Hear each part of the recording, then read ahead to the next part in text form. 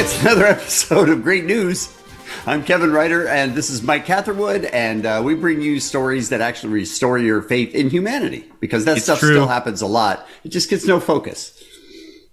Yeah, humanity is great, but the news won't tell you that. That's why we are stepping up as responsible adults to bring you the news show you need. Because we are responsible adults. This is going to be a long show, my friend. Yes. If you were to pick one adjective to describe us as a couple, it's responsible. It is. It's responsible, and mature also would apply. All right, let's have the intro, Mike. Intro! The show's about to begin, bro. Say hello to the happy, goodbye to the blues. Kevin and Mike are here to give you great news. I would like to start by remembering Bob Sagat. Yep. Who was a friend of mine, which is odd to say because Bob Saget is like a worldwide celebrity and I'm me, and doesn't he understand that? You know what I mean? Like, it just makes no sense. But we did become friends, and I was very disappointed with the way I talked about him on the radio, because he was such an important, caring, kind human being that what I said was, I just felt like it didn't do him justice. And what I say here isn't going to do him justice either. But I just want to go in depth just a little bit into the relationship with Bob Saget, because it started out with him trying to have lunch with me. And I thought that meant, you know, hey, it'd be great to have lunch, but we both have busy schedules. It'll never happen. So we didn't get together. And then he texted me again. And the next time he came in, he's like, why won't you have lunch with me? And I was like, haha. And then he gave me his phone number again. So then the third time I texted him thinking, we're not going to have lunch, but I'll have some ammo next time he comes at me. He'll say, why aren't we having lunch? And I go, I texted you, mother effer. Right. But he texted me right back and said when and where. And we met and we had lunch and we talked about things and our personal lives. And this is a guy who, I don't know if you saw the Instagram from Pete Davidson about Bob Saget. About Bob Saget. Very different people. But Pete Davidson said in an Instagram post that Bob literally talked him through some of the most dangerous mental issues that he was having. That when he was having mental issues, Bob was the guy who was there to help guide him through. And that's the exact same experience that I had with him, which I've never told before because it was always private, but I had two different people come to me with issues that I didn't know how to solve. I didn't know what advice to give. I didn't know who to turn to. And Bob Saget's an actor. He's not a doctor. He's not somebody he's not a therapist. He doesn't deal with this on a full-time basis, but he's the kind of guy who would call me and say, okay, what can I do? And I would give him someone else's phone number. And Bob would freaking call someone else, Bob Saget, and would just talk to them and say, hey, you know, what's going on? Kevin told me that you're having this issue. And he would talk to him not for 5 minutes to do me a favor. He would talk to them for 45 minutes. Right. Because he cared about every single person. He did that twice for me, where I would say, I don't know what to do. Here's a person. If you could call him, I know it's a ridiculous thing to ask Bob Saget, but if you could call him, that would be really cool. And Bob Saget would call, stay on the phone. He would follow up. Hey, how's such and such by name? How are they doing? You know, I talked to him 2 weeks ago. Have you gotten any response from them? And then if we hadn't talked for a while, he would just text and say, hey, I miss catching up with you. What's going on? And the whole time I kept thinking, doesn't he know that he's Bob Saget? Right. And I think the beauty of Bob Saget is that he didn't know he was Bob Saget. I mean, obviously it was clear that he's this superstar TV comedian because everybody recognizes him everywhere he goes. But he never, ever acted like that. He acted like he was, I would trust Bob before I would trust Mike. And I've known Mike for a long time, but Mike's bad news. But I would, but just the idea that I could talk to Bob Saget on the phone any time of the day or night, he would take my call and we would talk for 45 minutes to an hour and a half sometimes. And he genuinely cared and was kind. And if I was having a problem, he would call back the next day and say, how's it going? Are you okay? What are you thinking? What are you feeling? And it's like, that's best friend stuff that most time you don't get out of your best friend. Especially straight men. Right. You know, that's just speaking, not how we speaking operate. Of which, he told me he loved me over 100 times. He would always say, you know, I love you. I love you. I love you. And I'm glad to spend time with you. And that was so like humbling. And this is a person who only has love in his heart. Like that's all that's there. And if he hated someone, you didn't know about it. He never talked negatively about anybody, but he just was overwhelmingly loving and kind, and made a huge difference in my life to the point that I had a really difficult time when he passed, because he was a real friend, not an acquaintance or a good friend. He was a real friend and a caring and loving and kind human being. And that is a perfect example of great news. Somebody who walks through life. You've seen all of the stories, people talking about him, how much impact he had on so many different people. Jimmy Kimmel did a thing on it. Like I said, Pete Davidson did. And every single person that talked about him talked about how sweet and how loving and how caring he was. And that I don't think ever came across in his comedy or on TV, but behind the scenes, he was one of my best friends. Yeah. Which is, it feels odd to say, but he was, not because of who I am, because of who he was. That's who Bob Saget was. Right. So Mike put together a little tribute to Bob Saget that we'd like to play for you now. But I just want to say I love the man, and he is one of the best people I've ever known, and R.I.P. Bob Saget. And before we play it, I just want to point out that there's an intro here, because this was actually inserted in front of our last episode of Great News, which was a rerun of the episode we did with Bob about a year ago. So here you go.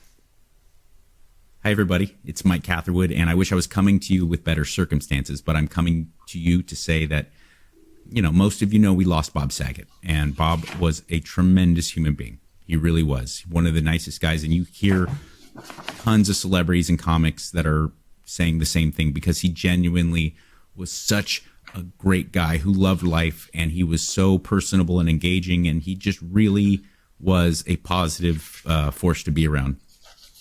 And Kevin and I both were lucky enough to have a relationship with Bob. Kevin much closer with him than I was. I had a mostly professional relationship with him, but he and I always got along, and I just genuinely loved when I had the chance to be around Bob Saget. But Kevin actually had a real tight friendship with him outside of the professional world. They had a personal relationship, so everyone's taking this hard, and Kevin is understandably taking this pretty hard. Well, we did a episode of Great News with Bob as the guest a little over a year ago. And so we thought for today's episode, we would replace the new one with a rerun of that episode with a little piece about Bob in the front. And he was a great guy. Rest in peace. Thanks. You are now about to witness the strength of Bob Saget. I just got divorced. Ex-wife got the house in the Palisades. No biggie. I got 4 other houses. I don't give a shit. And here I get to say words like ass, wiener, and nipples. How do you know if you're a bonehead, you might ask? Well, you're watching the show, aren't you? My gift is my problem, which is I have no filter. I have no censor whatsoever. And I know this is going to be a hit show because I'm on it. Who do you think's more recognizable, you or me? Seriously. From this position, she could kiss your neck, caress your gallant chest while you run your fingers through her raven hair. Am I the raddest, baddest dad a kid ever had? You took me from 0 to 90. No, you took me from 0 to 60. Hey, I'm gonna hiccup a while. Don't make fun of it. How about you come and move in with us and help me raise my daughters? I was concerned because it's hard to make fun of my friends and the people I love, but luckily none of them are here. I can open up a whole new world for you. On that note of love and respect, you keep those cameras safely rolling. Kevin and Mike are here to give you great news. Nice.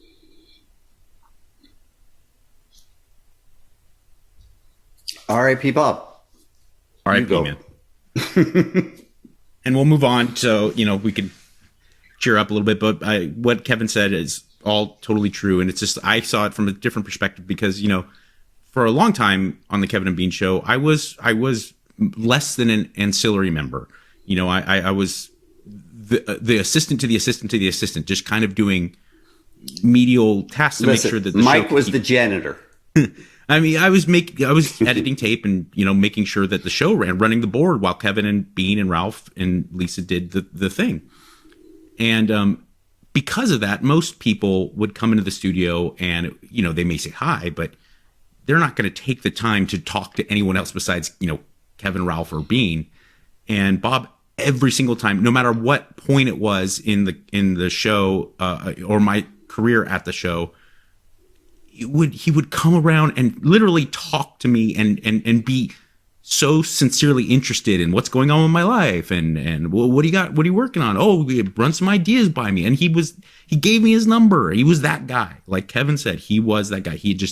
There was not a piece of Bob Saget that wasn't compassionate and caring all the time. And it's a real loss to the world. So, all right, Kevin. All right, cheer us up. Okay. My first story, I have to remember what it is. Oh, yes. Okay, this one's good. Another tearjerker, though, so sorry. Great. So there's a classroom, looks to be about, I would say, I don't know, fourth graders, fifth graders, and they get, the teacher and the principal come in and they say, the school mascot, the tiger, is going to come by and visit you guys. Well, turns out, the mascot does come by and visit, but there's also a hidden surprise. Oh. Please watch. Brooke, we got a little cool surprise for you right now. Do you want to know what it is? Yeah. All right, what is it? All right, so Boomer, why don't you help us out with the surprise? Oh. You know what? With this is Bobcat Mildly. The class was told they were set to receive a surprise visit from the school mascot, the Boomer the Bobcat. Sorry, I said it too tight. Come on in. Boomer! So here comes Boomer. All right, Boomer, come on up here, Boomer. All right, Boomer, give your hands. You can walk over here. Make sure Boomer knows where Boomer's going. Everybody say hi, Boomer. Hi, Boomer. Hi, Boomer. We could possibly pull our plus, so can I get like a friend? So there's a hidden agenda with this visit. Brooke, you hold that. Boomer comes up to help the kids pick a prize, and Brooke, young Brooke, standing with Boomer. Hold on, there it is, Boomer. All right, let's see. Seems like he's cheating. The girl's ready to get back to her seat after picking the prize out of a little prize box. And you know what? Something a little cooler that just happened. Hold on, Miss Brooke. Something cooler that we just Hold on, Brooke. Don't go anywhere. We got a little surprise for friends here, Brooke. All right, what is it? All right, so Boomer, why don't you help us out with the surprise? Boomer takes off her mascot head, and it's Brooke's mom. This is Brooke's mom. And this is extra special. Let's give her a round of applause. She was stationed overseas. She's a chief warrant officer with the U.S. Army. And she'd been deployed for the past 4 months, and Brooke had no idea she was back in the country, let alone underneath that mascot head. So you could just see how overwhelmed the little girl is to see her mom. She was incredibly disappointed that her mom wouldn't be able to make it to a special 9/11 ceremony that they were going to hold later that day. And here she is, surprising her.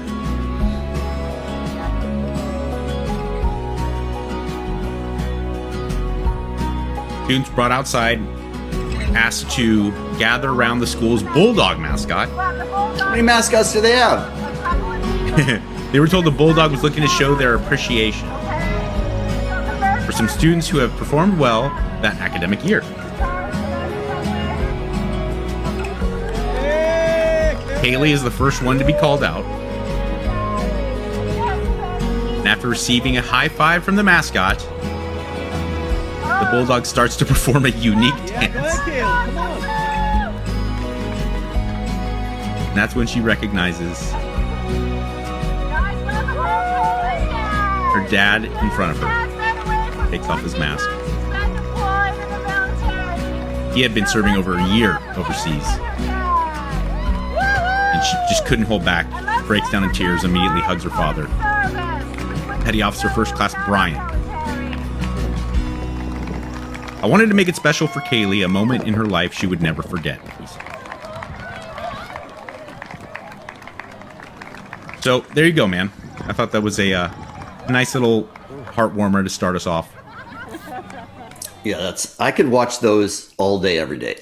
No, those military surprises. Also, I may not stop crying for this whole episode, so I apologize for that in advance. I'm okay with that. It's a great way for us to level the playing fields because you make me cry so much more. All right, my next story is a couple that got stranded in the East in one of these crazy, crazy ice storms. Mm-hmm. And it was on I-95 in Virginia. And because of the snow and the ice, nobody was able to move. And you would think, all right, listen, they're going to have to get down to one lane. And those of us that live in Southern California and are not used to this, and cars will trickle through. No, that was a complete stop for 16 full hours where no one could move or go anywhere. That's danger time. Right, exactly. So there were two people from Maryland who were stuck named Casey Houlihan and her husband, John No. And they were sitting in the car, and they were sitting in the car for 16 hours. And you'll hear how they spend the night in the car, and then the genius idea that she had to solve one of the huge problems that they were facing, which is hunger. Where's Bob? Yes. Bob No. No, it's Bob No. John No. Where's John? Yes. It's John No. I don't know. All right, let's watch. I'm sorry. No worries. It was definitely a very scary situation, and we had no idea how long we would be there for. Casey Houlihan and her husband John from Ellicott City were stuck in the mess on Interstate 95 in Virginia Monday for hours. They were hungry, exhausted, and growing more terrified by the minute. And we went to bed that night in the car because we just couldn't go anywhere. We were exhausted from driving all day and being so stressed. They didn't move for more than 16 hours. Casey says she could hear kids in nearby cars crying. Then she noticed a bakery truck on the highway in front of them and got an idea. All right, hold the video. Hold the video. Customer service line. Hold the video. Okay, so she notices a bread truck that's right in front of her. Okay. And I don't know who would come up with this idea because I would never think of it in a million years. But she calls the actual company that runs the bread truck their customer service line, and she explains to them what's going on and asks them for help, and watch what happens. Of Schmidt's bread, and I kind of begged them to open the back of the truck, just give us a couple loaves of bread so we could share with people around us. Schmidt Baking Company is part of H&S Bakery, which has been in Baltimore for 70 years. The owner called Casey. Truck driver Ron opened the back of the truck, and they all passed out loaves of bread down a 2-mile stretch of the icy highway. And we just kept giving it out until we couldn't walk anymore because it was so freezing. It felt incredible just hearing people say thank you and hearing people just so relieved to finally have food in their car, food in their system, in their kids' system. It was a really incredible feeling. Isn't that crazy? Isn't that crazy that she had that thought? I would sit there and look at the back of a bread truck and probably try and figure out how to break in. But I don't think I would ever come up with the idea of calling customer service and asking them to open it. Yeah, that may be true. But it's surprising how resourceful you get when you're highly motivated. And like if you were starving and were surrounded by people who were potentially starving, you'd be surprised like the stuff you come up with. But the fact that bakery company didn't even hesitate. They're like, yeah, get some bread, man. You got to save those people. I sure hope that this is unforeseen, really positive PR and marketing for that company, man. That's I do. What do you mean? Yeah, I do too. You mean like they set it up? They set up the blizzard? We're playing 3D chess, buddy. When there's a big blizzard, let's go park out in the middle of it and we can open up our truck and get a lot of press. It's just a cool thing for somebody on the other end to go, let's open the truck, help people. And it's like you always say, Kevin, about most of these stories. All people need is the idea to be good and giving. And most it doesn't have to be yours. It could be, they just have some blockade, you know. It was one person that came up with that idea, and then she started sharing it with all the cars, and other people from the cars would say, we only need this much, and they would give her more to, distribute. And it was a beautiful story. And it was just that kind of thinking, to me, is miraculous and really a great thing. And that's great news. That's a home run right there. That's awesome. Kevin, I sold this one to you before the show. I said, this is the greatest basketball shot ever. There is more acrobatic. There's more kind of difficult shots to be made.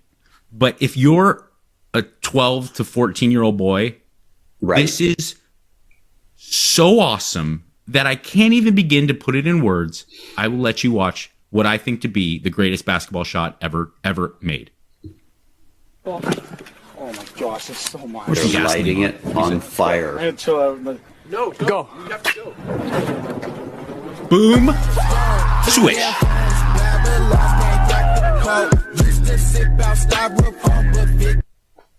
A good, a good 10 feet behind the three-point line Heath hit that from? Yeah, that's like a half-court shot. No, go. And a real fireball burning, engulfed in flames, and he just ba-boom, swish. That's what I'm talking about. And that right there is just quintessential overgrown man-child. You know what we should do, dude? We should throw fireballs. They were playing Street Fighter 2 or some shit like that, and they're like, I want to throw a Hadouken. Yeah, you're right. Okay, I have a basketball.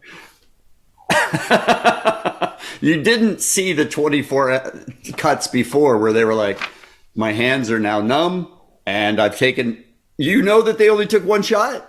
Well, okay, I don't know. There's no way. This is the thing. That's what makes this one so exceptional to me. It's because like with Dude Perfect and all those guys, we saw the Fantasy Factory where they did with Dude Perfect. It's 20 tries, sometimes hundreds to get these amazing shots. They lit that on fire with gasoline.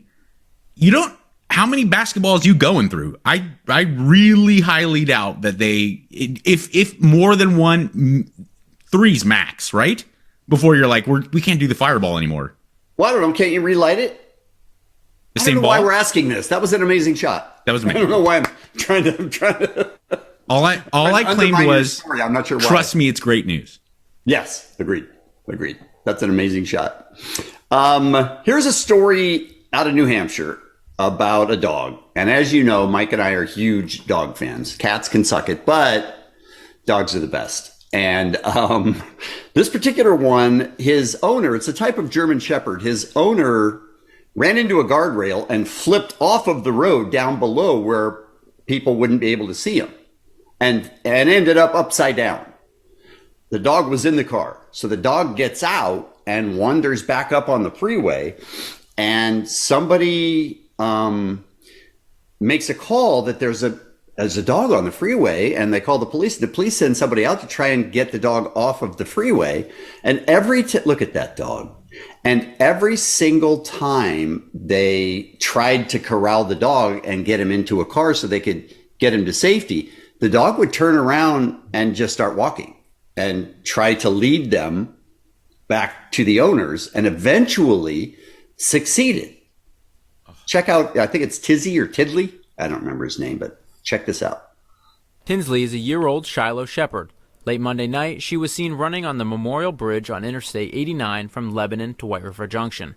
Police tried to corral her, but she kept running away, leading them north before stopping near these damaged guardrails. Almost alerting them to what was off the roadway, which they discovered a truck which had been overturned with two gentlemen that were ejected from the vehicle. Cam Laundrie was behind the wheel of the overturned Ford truck. She's my little guardian angel,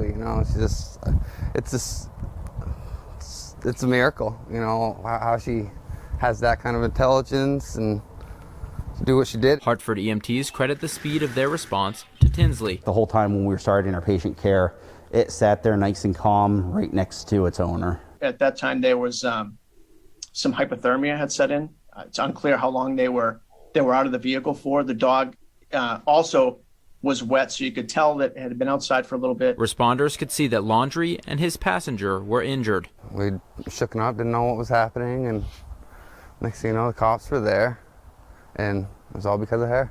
The two men were taken to Dartmouth Hitchcock Medical Center to be treated. After Laundrie was released, he went home to spend time with his guardian angel. Of course, she never leaves my side, so that we're always together, in that truck that got wrecked, and she's always my co-pilot, and so she's always with me. So how will the grateful human reward Tinsley? She gets spoiled all the time. She'll get some venison, probably burger tonight, and maybe some back straps with it. She seems to be taking it all in stride, and is as playful as ever, running around the yard.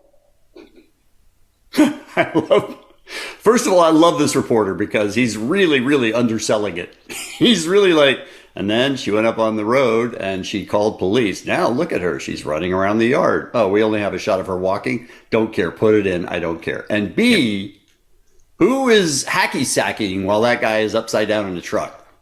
That's a real concern. A stinky hippie. Right. Yes. Like just that doesn't F deserve that you. dog in any way. Who's watching The Grateful Dead during that accident? I mean, this is important. Hey, man, I did my double tuck kick, super kick, man. Check it out. She's always Bong with loads. me. I wanted to take that dog away from him because look at him. Come on.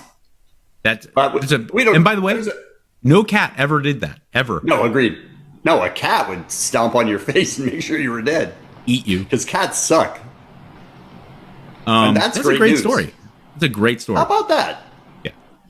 And not all dogs created equal. I mean, you and I are both. Oh no, agreed. Dog beef. But like my little dogs, they would just fucking be. They'd be like, "Who's got food? Who's got some beef?" I'd be down there dying.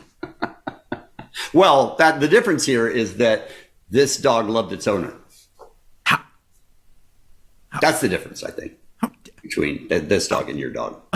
And that guy is a hippie that plays Now hacky listen. sack. Dogs probably just did a large bong rip just before doing that interview. Oh, like one of those like Be Real 6-footers. He used his Volkswagen bus or whatever the fuck he was driving as a bomb. It was upside down, by the way. She's always my co-pilot, and she goes with me everywhere I go. When I smoke weed, she smokes weed. I almost died and everything, but hey, hacky sack, shithead. But great dog. Yeah. But an amazing dog. Great dog.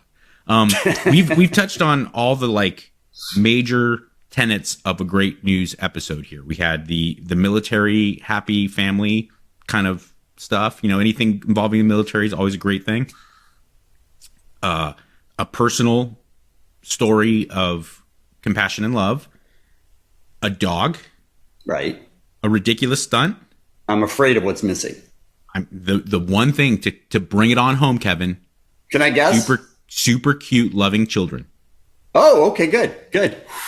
That was not going to be my guess. These parents decide to take their toddler, I'm going to say he's like 6, to a music festival, like a big kind of Coachella type thing, and only the heart of a child would be inspired to do what this kid decides to do. Check it out.